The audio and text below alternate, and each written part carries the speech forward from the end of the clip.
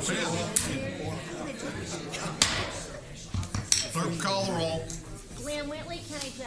Here. Roy Charles Brooks, Commissioner Precinct 1. Present. Devin Allen, Commissioner Precinct 2. Here. Gary Fickus, Commissioner Precinct 3. Here. J.D. Johnson, Commissioner Precinct 4. Here. Constitutes a quorum. Thank you. Our invocation today will be delivered by Dr. George Kashi, elder with the North Richland Hills Bible Church in North Richland Hills, Texas.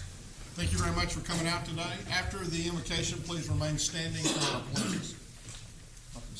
Good morning, sir. Good morning.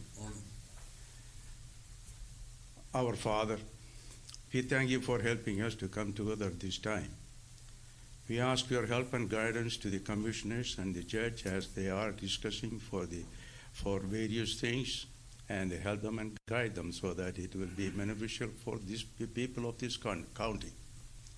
And also the county may be a shining one in the future in this country. In the name of our Lord Jesus Christ, we pray. Amen. Amen. I pledge allegiance to the flag of the United States of America and to the republic for which it stands, one nation, under God, indivisible, with liberty and justice for all. Honor the Texas flag. I pledge allegiance to thee, Texas, one state, under God, one and indivisible. Thank you, Doctor, for coming out today. Mr. Manius. Thank you, Your Honor. Member Court, we have several announcements as it relates to the agenda this morning. The first one is under purchasing. This would be item 7H5. This is a purchase of subscription-based research and related services. There is a revised court communication. There was a date that was 1 day off, and we corrected that. Also, members of the court, we could go to the sheriff's section. This is item 7I2. This is an ILA with Euless, Haltom City, and Parker County. This relates to the Regional Auto Theft or Auto Crimes Task Force. We're going to hold that. We need to make some corrections on that document. We'll bring that back to court. Also, members of the court, when we get to the public health section, they're going to make a presentation concerning the Pittsburgh grant. We put before you this document here, and they'll be using this document also for further explanation when they get to that point. Also, we do have a audience participation form this morning, plus we have one appointee that, or at least we have appointments also this morning. Thank you. Thank you.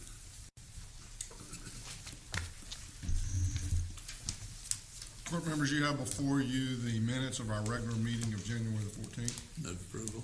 Second. A motion and a second. Please vote. Motion passes unanimously. We don't have any proclamations or resolutions, but we do have a visitor here with us this morning. We have the County Judge Alfonso Campos from Erath County joining us today, so welcome. Welcome.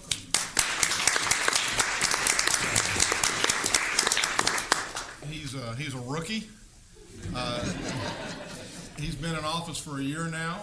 Their former judge retired, and he took his place. And now he's been a game warden. He's been a bailiff. He's done a lot of different things, and he's now a county judge, and I think he's enjoying it. So welcome. I told him we'd have a civil meeting and a short meeting, hopefully.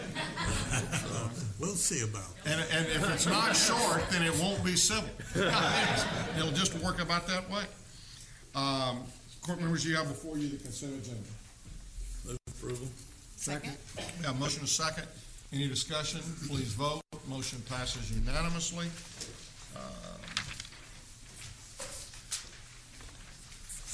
Go always here. Good morning. Ms. Plant? Move to receive and file personnel agenda. Second. We have a motion and a second to receive and file the personnel agenda. Please vote. Motion passes unanimously. Thank you. Good morning, Ms. Glenn. Morning. At least I made it. Yeah, you did. I couldn't turn the pages fast enough to get to you. Benny.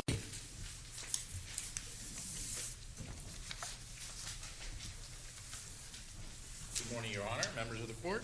Morning. Public Health has one item for your consideration this morning. We're requesting your approval to submit a grant application to the Pritzker Family Foundation for a prenatal to 3 community innovation grant.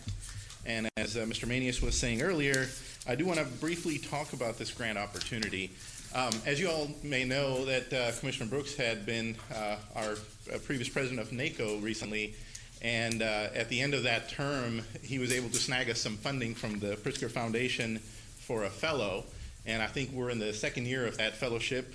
And through that involvement and the work that we've been able to do, we've gotten our community ready to do more work that Pritzker Foundation likes. They're looking for some innovative ideas to fund in communities to help with, innovative ideas to help with reaching large number of low-income families that have young kids, and to improve the health outcomes in those kids by connecting them to good child care programs and making sure that their early learning and early development is handled well.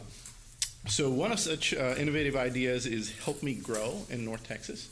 And, the Pritzker Foundation is looking to fund about $550,000 over the 3 years with this grant opportunity that we're applying for. It does have a 30% match required at the end of year 2. But the focus area of the grant is twofold, really connecting families with children prenatally to age 3 to make sure they're connected to essential health, developmental, and social emotional support services, and also increasing the number of low-income infants and toddlers receiving affordable and high-quality child care. The idea is that within 3 years of this work, we should be able to serve at least 25% of our community's at-risk children that are living with families that are under 200% of federal poverty line. The estimated number of these children in our community is about 10,000, so that's a huge number for Tarrant County. The way the grant is looking to achieve these goals, the strategies that we're suggesting is that the implementation of these essential connections will be done through the Help Me Grow model. And the idea is that these families will be given referral through various community partners like WIC, through doctor's offices, and many other opportunities to get them engaged in quality child care. One of the things that we've found over the years is missing is the screening for developmental milestones has kind of fell off the radar. It used to be physicians' offices would do the screening on a regular basis, but as insurance reimbursements changed, sometimes it's done about once a year, sometimes it's missed. So the focus would be to get that screening back on, and there's an online tool to be able to do that. We have partners that would receive that information, and then if anything is amiss with the developmental milestones for that child, then they'll be connected to proper care. So that's how the work is going to be done. And there are a lot of partners involved in this effort, and if I may ask Commissioner Brooks to help me out and recognize those partners, because a lot of them made it to court today. Certainly. Thank you, Vinny. Vinny correctly stated that this Pritzker Foundation grant grew out of my service as president of the National Association of Counties. Each president gets to select an initiative upon which to focus the resources of NACO during his or her presidential year.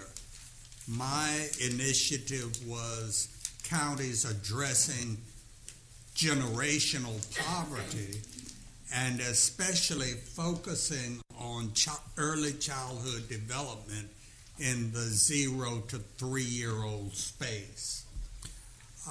This was seen to be an area in which the Pritzker Foundation wanted to invest. So they engaged in a partnership with NACO and selected several counties across the U.S. to pilot initiatives to move the needle on early childhood development in the 0 to 3-year-old space. Of course, Tarrant County was selected, and it required the bringing together of a collaboration to address this problem on a county-wide basis and to address it holistically. Help Me Grow North Texas is that collaboration.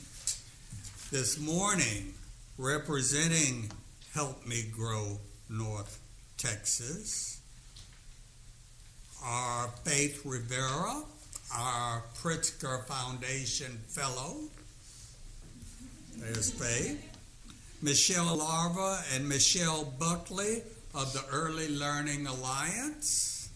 Both Michelles, good morning. Kathy Houston, Laura Kinder, and Susan Garnett with MHMR Early Childhood Services. Good morning, ladies. Lisa Witkowski of Workforce Solutions, and the inimitable Ann Sawyer Caldwell, who is always the glue that holds these programs together. Thank you all for being here. Have I done what you asked me? Yes, sir. Thank you. Very eloquently. I feel kind of like I was mumbling, and you really put it together well. Thank you for that. Thank you for saving me again. Yes, sir. Is the Pritzker family, is this the family that owns the Hyatt Regency? It is the same family. Kansas City? I think they're out of Illinois. This particular branch is out of Illinois, where that particular Pritzker is the governor. Okay. We're just, There are a lot of Pritzkers. So you're waiting for us to make an action. yes, sir. Before we do, let me just say that I share Commissioner Brooks' feelings about the importance of the early childhood development, and we've worked, especially Lisa at the Workforce Commission. When we went in there, we found that we've got. I think when I started 13 years ago, I guess now, I was amazed to find that over half the budget for the Workforce Commission was in child care, and yet we had no flexibility in being able to direct the people who we were, basically paying for that child care to quality child care. And they've made efforts with Mayor Price and Mayor Williams. We've really been able to encourage and be able to give some discounts, which kind of focused and funneled some of these parents to putting the kids in quality child care. I truly believe that, as was said earlier, this is one of the best opportunities to break the cycle of poverty through generations. Absolutely. And I think if we can do that and we can begin to work with them from the time they hit the ground, it's great that we have pre-kindergarten. It's great that we have everybody read at third grade level. But if we miss that 0 to 3 time frame, we missed a lot of the brain development, a lot of the just setting the personality, the nurturing, the hugging, the doing all kinds of things. So The reading to that child. Right. Changes the life course of that child, really does. So it's a social driver of health. And one of the things that I still hope to see and hope to see more is I really tried to encourage our 60 or better folks to almost adopt a child care. And in talking with Kara at Child Care Associates, one of the things that she said, we said, give us a job description. She says, well, huggers or rockers, and the 60 or better folks said, man, we can handle that. We can do that. We can handle that hugging and we can handle that rocking. Yeah, we can. So I'm hopeful. I am very hopeful that we'll see more of a partnership or a joint venture because I think it works both ways. 60 or better folks love having someone they can rock and hug and read to, and those kids need it so badly. So I'm very excited about this. I'm very excited about what it brings to Tarrant County, and look forward to seeing the successes that we've outlined here. So, Thank you for that support, Your Honor. This requires a $165,000 cash match at the beginning of the third year. I understand that a portion of that match has been identified. Is that correct? That is correct. I was just So getting the ready to ask gap is, It'll, approximately $85,000 is what we're looking at. And that would be due in 2021 for our budget year. That would be 2021.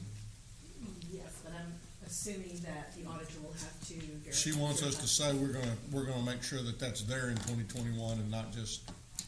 And Pritzker wants us to commit to the match for 2021 at the time we make the application for funding. Which is now. Yes, which is now. Right. And I'm assuming that's in the form of a motion. That is a motion. I move that we give public health permission to apply for funding under the Pritzker Foundation grant, and that we agree to the match requirement, which is due at the beginning of the third year of the grant. I'll second that motion. Any further discussion? Questions? All mine have been answered. Please vote. Motion passes unanimously. Thank you. Thank you all. Thank you to help me grow North Texas. I'm going to break for just a minute. I saw, after I introduced Judge Campos, I also saw Susan Garnett back there. I believe that Erath County is in our realm of influence as far as the 1115 waiver. Have you met Judge Campos? Judge Campos, I would strongly suggest you pigeonhole her after this meeting and spend about 10 or 15 minutes with her. When you come to Tarrant County, you make connections. We try. Mr. Beecham.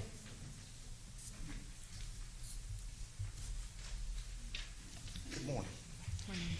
Your Honor, other members of the court, we have 3 items for your consideration this morning. Our first item is a bid award recommendation for bid 2020-044. This is on your contract for fitness center equipment. Recommendation be to award on a price basis, awarding to the primary, secondary vendors meeting all specifications as shown in the court communique.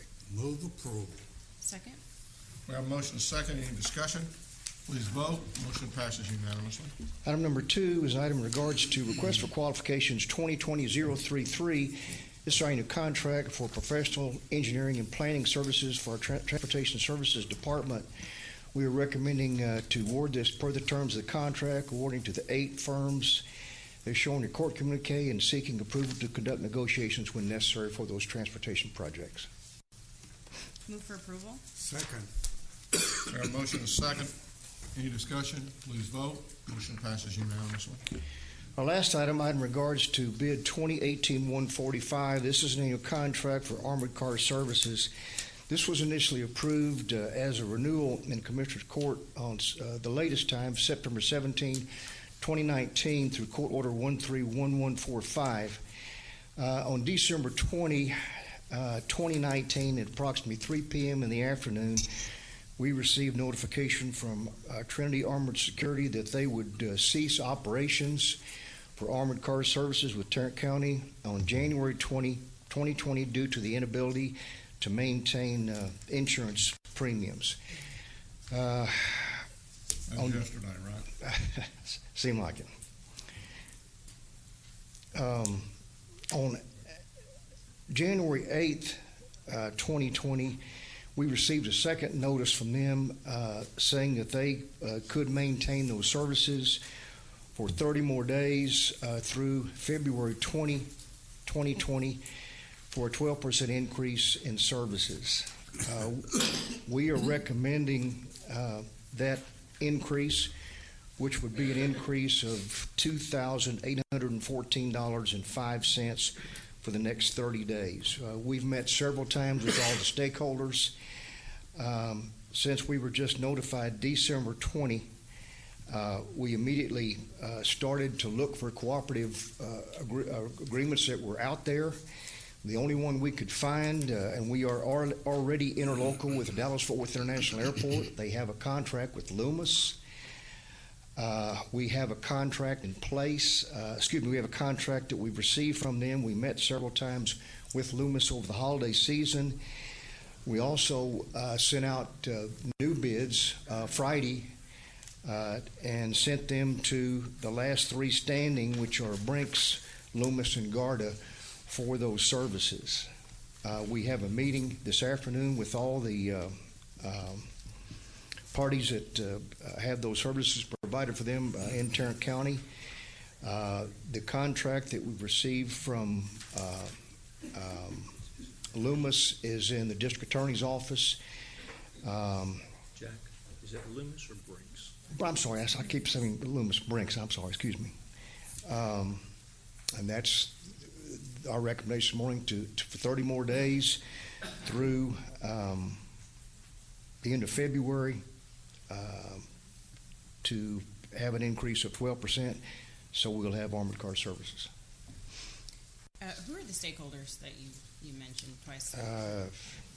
Tax office, the clerks, several of the JPs, health department. We met a couple of times over the holidays and have a meeting at, I believe, 2 o'clock this afternoon, if I remember correctly.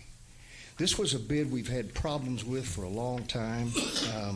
The reason we put out a document, a bid document, as well as having the potential new contract in place, is to have a provider. There aren't many players left in the arena. We had some, we weren't good customers. I've got to say that. We weren't good customers. We had some requirements that were unreasonable. We had penalties, and we've talked through that with the stakeholders, and we're at a good place right now, and we'll bring back to the court a new contract, and or we'll have a bid award, and we have a choice between the two. Move approval of the extension. I'll second. This for 30 days. Yes, sir.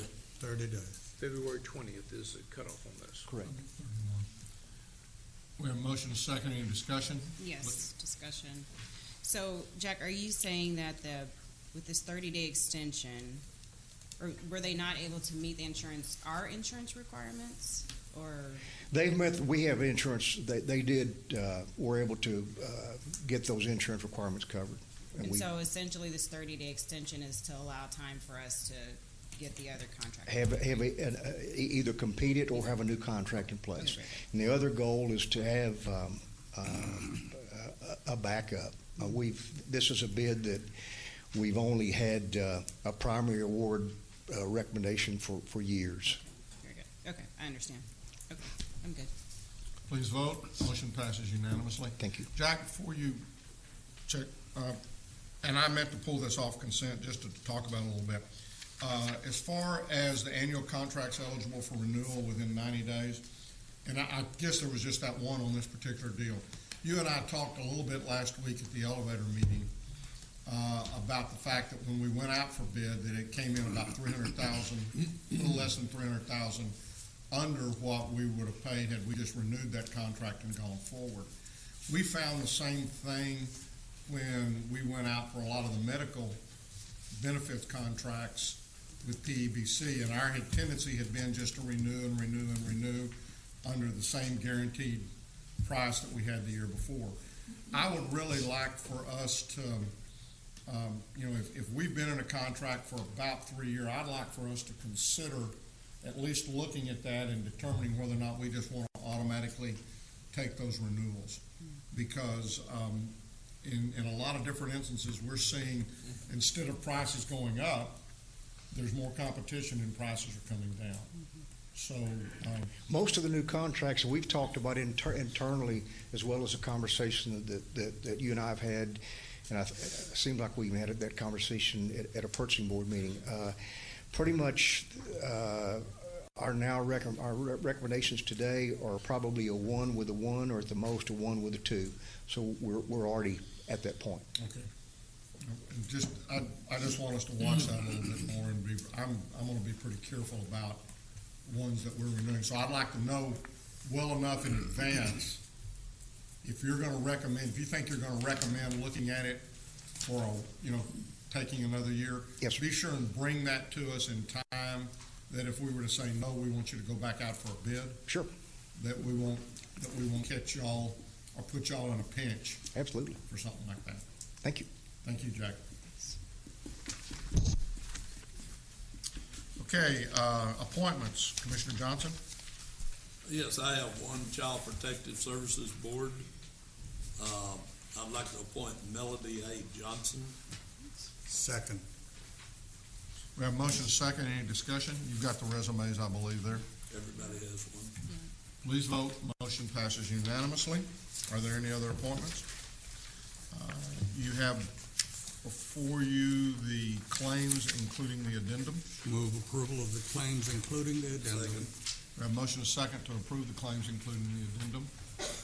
Please vote. Motion passes unanimously. Briefing items, Mr. Manius? Thank you, Your Honor. Members of the court, we have one item to bring to you this morning. This is the weekly update on the seasonal influenza. Mr.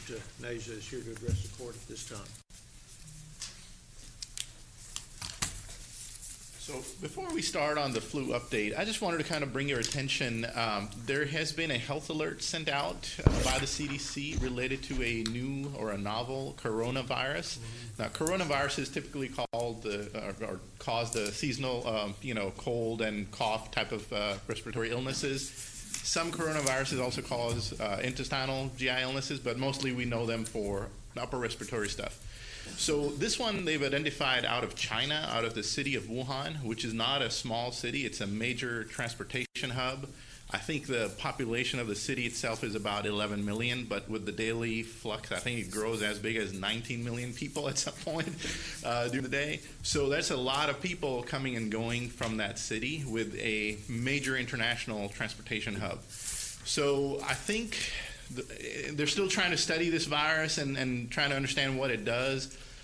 They found it unusual that it started in a farmer's market type of setting where they were selling some produce and meat and seafood and all those type of things. And their current theory is that it jumped species from some animal into humans. There have been about 60 or so human cases. The worry is that it spilt over into a couple of other countries. I believe Thailand had 2 and Japan had 1, all related to travel to Wuhan, to that area. So WHO is on alert, CDC is on alert. From a public health screening standpoint, they have identified 3 major airports, and they are doing screenings there for travelers coming in. These are airports that have direct flights coming in from Wuhan. So at this point, it's early in the game of what needs to be done, but it is again of international health concern because these things tend to kind of spread fast. And when there's a new virus, that means we, as a human species, have no built-in resistance to the virus, and it can spread very far, very fast. That's what we saw happen with H1N1 influenza in 2009. It was a novel influenza virus, and it caused a pandemic. So again, a lot of concern. Good news so far seems to be that they don't have any reported human-to-human transmission, but that could change because coronaviruses are known for. I heard that on the news. I heard on Good Morning America this morning that they now have confirmed. They might have. I haven't caught up on that, but the last I checked was on Friday when the CDC had that call with us on Friday afternoon. At that time, I had not heard that there was any human-to-human transmission. But, again, it's a very rapidly evolving situation. I believe over the weekend, WHO had an emergency call as well regarding that coronavirus and the risk of spread, across many countries because it's in a very densely populated, internationally traveled area. So that's just kind of... Well, you mentioned those in that email you sent us on Friday. There were 3 specific airports, I guess, San Francisco, JFK, what was the third? Los Angeles, LAX. So I believe San Francisco and JFK have direct flights from Wuhan, and then LAX get a lot of secondary traffic from those locations where people from Wuhan actually end up in LA after having landed at these airports. So those were the first 3 identified. They haven't yet brought in O'Hare or DFW or Houston or any of these airports into the mix based on the traffic patterns. But if it does spread, then obviously we'll have to get those implemented as well. But we're hoping that it sort of settles down and doesn't spread because.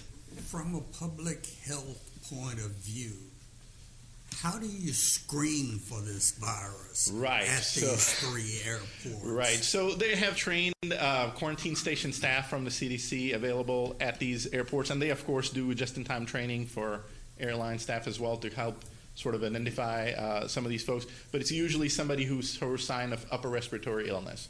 And that's a very broad thing, like you've got, runny nose or a cough, maybe, red eyes. At the exit points in Wuhan, China has implemented thermometer-based screening of temperature on individuals as well. I'm not quite sure that was the plan at this point at our airports. That might be in the extended health screening once they, pull somebody off saying, hey, you've got some cough symptoms and you came from Wuhan, let's talk. Yeah. They might do a little bit more detailed workup at that point. But the initial screening is just observation and then pulling somebody off the line. All right. Well, and as you would imagine that our healthcare providers are already on alert. I was at an MLK Day celebration in Mansfield, at Methodist Mansfield yesterday, and they were talking about it. Right. So, yeah. Yes, and so we did send out a health alert, I believe, on Saturday, kind of mid-morning. It takes a while. CDC had issued the alert Friday evening. It takes a while for us to localize the guidance, make sure they have a number to call and all those type of things, and get it out to the providers. Okay. Check and see, but I do think that they've confirmed. I think they've. They now have confirmed human. Okay. Human contact. Okay. I thought I heard something on NPR Well, this and morning. that's typical for coronaviruses. They typically do spread a lot among humans. I mean, a lot of the cold stuff that we see is coronaviruses, adenoviruses, a lot of these different viruses, but it's known to spread to humans and across human species. Okay, so influenza, I've got a little bit of good news. Even though the national map still looks pretty red, I mean, it's still pretty widespread activity across the country, but if you kind of start digging into the details, we are seeing a second week of decline. Can you go back one slide? Yes, ma'am. Okay. I want to see if Idaho reported it. They did. I think all Delaware? 50 states reported this time. Yeah, Delaware's on there too. They might have been watching our presentation, getting called out. Get on it. Okay. All right. So 2 straight weeks decline, and I believe sort of preliminary data is the third week that's not represented on the chart is also a decline in influenza-like illness activity. Majority of that being contributed to influenza B declining across the country, which was unusual to have that peak up early in the season. Influenza A has picked up in activity, but it hasn't gotten to a point where we're seeing huge run at the peaks here. So overall activity is declining. But like I was saying last week, this is still early in the influenza season. We're still in mid-January. February is where influenza typically peaks across the country. So there is time for influenza to come back up. There's been a lot of discussion that since the early part of the season was predominated by influenza B, people obviously, if they took their vaccine, that was great. If they didn't take their vaccine and got the influenza thinking, oh, well, now I've got it already, I won't have it. Well, you're wrong. You could get the second version of the influenza because, if influenza A now starts to pick up, you're still at risk. Again, the reminder message always is take your flu shot. Throughout the flu season, it's never too late to take the flu shot. If you look at, my slides got hung up, sorry. So Tarrant County picture looks the same. We've had 2 straight weeks of declines. The green line is our current season. So as you can see, we hit an early peak at about 11.5% influenza-like illness. So that's number of people showing up at ERs and such with influenza-like illness symptoms, which is cough and a fever of 100.4 or above, or a sore throat with a fever, and no other known cause that is easily identifiable. Texas influenza-like illness picture, again, is straight 3 weeks of decline here. And it's looking good at this point, that it's coming back off this peak. Interesting to note that the Texas peak, which is the red line, did peak above our worst season on record over the last 5 years. That was 2017-18. So we had a lot of flu-like activity across Texas, and it's good to see that it's coming back down to somewhat of a reasonable seasonal level. Hopefully that doesn't cause too much damage in the community. Hospitalizations that are lab confirmed, again, the red dotted line is the current season. So this is a national picture.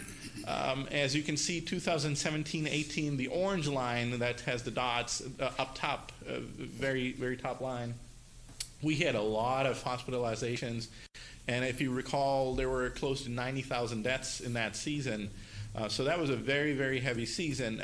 Looking at this national chart, it looks like we may not have a very severe hospitalization season at this point. But again, like I said, a lot remains to be seen from an influenza season standpoint. We have at least about a month and a half of time on the side of influenza and on our side to get the flu shot and fight it. But we'll have to kind of see how it goes and then make a determination at the end of the season. Lab tests are starting to show some good activity of influenza B, again starting to decline. The green bars at the bottom represent influenza B. As you can see, it's come off over the last 3 weeks, and the numbers are almost getting half from a positivity standpoint. Influenza A, the yellow bars, they're stacked on top of each other, so it looks like everything's sort of down, but the yellow bars are kind of constant. Might be a little bit of a decline in influenza A as well from a lab confirmed standpoint. But the big driver here in the numbers going down has been influenza B, just coming off rapidly over the last 3 weeks. Same thing is shown in our Texas data as well. Influenza B is the green bars, but they're stacked on top, and they've come down very significantly in positivity. Here's a map Commissioner Allen was asking for last time. And we have heavy flu activity in the middle part of the county, peripheral parts of the county getting a little bit of better luck. Now, there are a few zip codes that are represented in white, and that's us intentionally not presenting that data because the numbers of that we saw were too low to present without getting us in trouble from a compliance standpoint. So we usually leave those blank. But the major activity is in densely populated zip codes in the middle part of the county. So that's kind of a representation of what's happening here in Tarrant County. So far, what has happened this season, CDC estimates that we've had about 6.4 million illnesses from influenza-like illnesses, and then about 3 million medical visits. So that's a lot still. 55,000 hospitalizations and 2,900 deaths. Now, keep in mind this data is sort of early part of the season, October 1 to December 28th. So when we get updates of January data, these numbers are obviously going to go up. Again, I reiterate, a lot of season left to go. Hopefully we get out without a lot of trouble. And again, the message is the same on what we can do as a community. Take your flu shot, stay home when we're sick, and then get antivirals immediately because they tend to help break the flu, really. If we start them early enough, we've seen that if you have the flu, the symptoms really subside really quick. They tend to not get you into complications like pneumonia and hospitalization, which are the drivers for death in case of flu. So antivirals are really key if you have the flu. Ask for them and talk to your physician about it. And that's all. That's all I have unless you have any questions on any of the information. All right. Thank you. Thanks, Vinny. We have an audience participation. Hazel Wiltz. Please come forward, and if you wouldn't mind, please give your address. And because it's not on the agenda today, then we can't respond, but we appreciate you coming down to talk to us. Thank you. Good morning. My name is Hazel Wiltz. I'm an Arlington resident at 1631 Saddle Creek Circle, 76015. And that's a good thing. As a mother, you appreciate when people don't talk back, but we will be speaking with Mr. Manius to get on the agenda for the next meeting as well. We've already talked. And the gentleman before, sorry, I didn't even remember his name, but that was a perfect segue into why I'm here today, representing Living Waters Park Organization and our plans for the Global Earth Day, which is the centennial for Earth Day, so it will be Earth Day 2020. And there's 3 ways influenza or Zika or West Nile or any of those things transfer into the populace, and that's through public personal contact, through water, and as well through mosquitoes and those things that fly in the air. So our mission at Living Waters Park is to provide economic stimulus for East Fort Worth, while at the same time providing water and land stewardship. and as well celebrating the beauty of Lake Arlington, which we've had a lot of help from our Commissioner Brooks, so we appreciate the help that you all provided in the county before. You'll be seeing that on a video that'll be presented later. The problem is the volume of tires. And for Arlington, who City Manager Trey Yelverton and his team have been personally, individually supportive of us helping in the project, and even the project that we're doing is also approved for zoning. It'll be an event center. But the obligation and the whole premise is about sustainability, keeping the environment clean, showing how to use the community. So we need your help.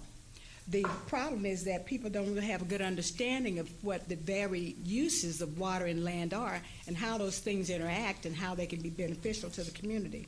So when we do this presentation that we hope and trust will be on the agenda, you'll be able to see straight up what the problems are and how it looks and the threats that it imposes on this community. For the last 60 years, that lake has been there. And those of you who know this community well know that it's barren for the most part on the Fort Worth side. All the tires and the debris come up on the shore just because the way the shoreline is configured. So it's very hard for Arlington to justify bringing all of their support in to clean what's not visible to their citizens when it's on Fort Worth side.